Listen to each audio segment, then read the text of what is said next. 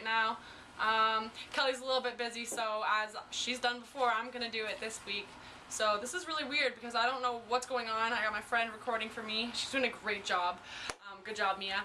And yeah, so I'm gonna do the recap for episode 5. No, that's a total lie. Season 5, episode 4, For Whom the Bell Tolls.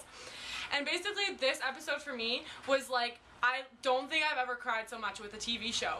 Like, we'll get to that after, but I was bawling. There were tears down my face at the end of the episode, like tears. Like I watched it like 4 or 5 times, so. Anyways, I got my little nifty handy like book with my notes right here, which Kelly usually does, so this is really weird for me. But anyways, so it starts with Stefan and Damon in the car, and Stefan's reviewing his life story that he's trying to remember because he doesn't have a brain anymore because it's been wiped. So he's trying to remember who he is, and it's just this bonding moment between Damon and Stefan, and then it's really funny because then Stefan gets all sassy and's like, so like I guess you're like, I'm the fun brother, and Damon's like, nuh-uh, watch this, like, do you trust me? And he like flips the car over, and I was like, holy shit, car flip! Like, it was like so funny, and they both like sat up, and like Stefan sat up in this really like hot pose, like he was like a model and everything, and I was like, oh my god! And then Damon like sits up on the back of his arms, and I was like, oh my god, Damon. But anyways, it was just really hot, so and there was like fire everywhere on the ground, and it was, yeah, it was a good scene. And then after that we see, okay, hold up, we see Jesse and Caroline being all study buddy and stuff. This is like, we don't know where this is going, but it's kind of weird actually, but Jesse's really hot. That's all I have to say for that. And then we go back and we see, it's like Remembrance Day, so they're sort of, I guess, celebrating death, kind of, which is kind of weird. But Damon and Stefan are taking shots, and they're talking about everything that's going on about the whole Bell thing. And then Elena walks in, and Stefan's like, remind me of your name again? Like, who are you? And I think that's really sad, because, like, Stefan doesn't remember who Elena is. But whatever. And I must say, Stefan says the funniest line right here, where he says, well, I'm no shrink, right? And Damon's like, no. I thought that was just really funny. And then after that, we get a nice image of Jeremy working out. That was, what does he do to get that big? I don't understand. Like, they must have been like, you need to go work out at the gym like 5,000 times a week, because he is just beautiful. He's doing push-ups, and when Bonnie appears and Bonnie's like, ooh, like, I can watch you, you're like my Netflix source, like, it's just really funny, and I think it's really cute, because even though like Bonnie's dead, they're still doing like this thing where they're like helping each other. And so then we learn, I still find this so creepy with this whole traveler thing with Matt. Like, Matt's like, he'll like be like normal throughout the day, and then he'll fall asleep somewhere, and everything will be taken over. So this is when we find out the true story about what's going on with Matt, because he like wakes up off the couch, and there's like this whole part where he like goes to the cameras that he set up, and he's like a completely different person. And he's like, yes, I'm the traveler inside of you. And I just need to say that Matt's really good right there, because his accent changes, and it's just really cool. Oh, and then this is the big ordeal throughout the entire episode, is where's Bonnie? Everyone in this episode needs Bonnie, and the fact that she's not there breaks my heart, and everyone doesn't know, because they think she's away, and like Jeremy's been keeping the secret, and like everyone's like, oh my god, where's Bonnie? We need Bonnie. So I almost cried again. And then after this we see Ripper Stefan comes out to play with the whole waitress situation, because it's a flash, like it goes back to them taking shots in the bar or whatever at the grill, and this is when Ripper Stefan comes out to play, and this is the sort of first glimpse that we see him really realize that he's like actually a vampire, and he's like trying to figure out who he is again. And so he goes after this waitress, and then Damon comes to the rescue, obviously! And yeah, it's just really cool because that's what happens. So Damon to the rescue, and Ripper Stefan, see what happens there. And so after that whole ordeal, oh, this part, ugh.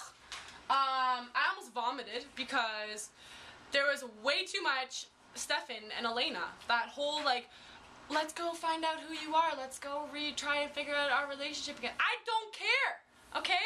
Like, I don't care about Stefan and Elena. Like, can we skip to Elena, please? Like, I believe we've said this numerous times before.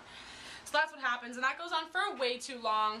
But during that whole thing, Damon and Jeremy meet up, and Jeremy tells Damon about Bonnie's death, which is so sad because then Damon is like, why did you say that? And he gets really frustrated, but then he like hugs Jeremy because he knows how hurt Jeremy must feel, and it's just like really cute because they hug each other. It's this bro moment and I love it.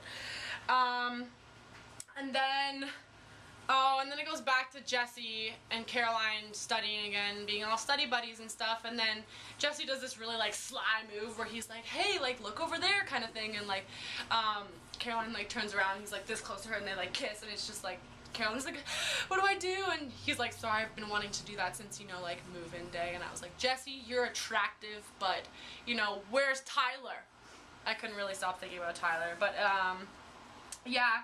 And then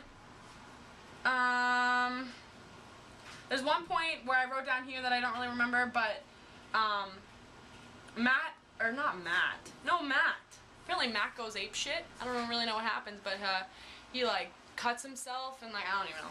But then there's this whole Caroline Stefan bonding session after that, so that's really cool. And then again, Stefan goes ape shit because he's like, oh my god, I'm a ripper, like blah blah blah, and he like destroys Jesse, and then Caroline gets really upset about it because it's Jesse and she doesn't really know what's going on in her heart right now, and so it's just, there's so much going on in this episode. Oh my god, I can't even handle it. But then Caroline ended up saving Jesse because, well, that's what she's got to do, because Jesse was on the floor bleeding because Stefan decided to go all ripper on him. So then this is when, and then, okay, so now is where the episode really gets sad, is when Damon finally confesses to Elena that Bonnie is dead. And then Elena started freaking out, and then Damon came in and was like, I'm sorry, and they like hugged, and it was, oh, what? Okay, so that's what happened.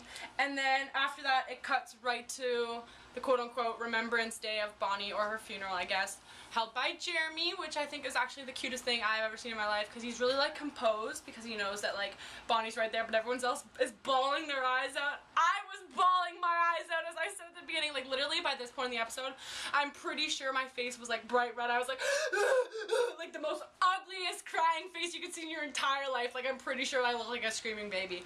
Anyways, so, yeah, I was bawling my eyes out because Bonnie would, like, go up to each one of them and, like, talk, but, like, Jeremy would obviously be saying what she was saying, but, like, they were all, like, Matt was crying, but he, like, started laughing when Bonnie was like, oh, I could send you, like, that's another 300 emails if I could, and he, like, started laughing, and, like, everything that she said made everyone laugh, but they were crying, and it was actually, like, the happiest moment for Bonnie, because she just got, like, this sort of, like, closure almost, but everyone else was bawling, but they realized, like, Bonnie's still there, because, like, she's like, I'm not gone, guys. Like, they were, at the end of the episode, Jeremy sort of reiterates that Bonnie's always been, like, listening and always been watching them and watching them have the time of their lives. And, so I think that was really cute. And then, cliffhanger for the next episode, is when, oh, actually Tyler returns in this whole mix of tears and stuff, so that was really cool. Tyler's back. So, we'll see where his storyline goes. I'm not really sure where that's gonna go, because it kind of, like, ended, like, 3 seasons ago.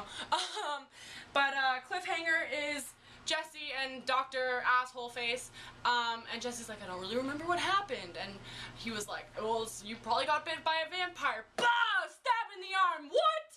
So, is Jesse gonna become a vampire now? We don't know. Let me know what you think in the comments below about this episode. I know it's a little bit late. Sorry about that. We got a little bit confused with times and stuff. This week has just been a crazy week at school for midterms and everything.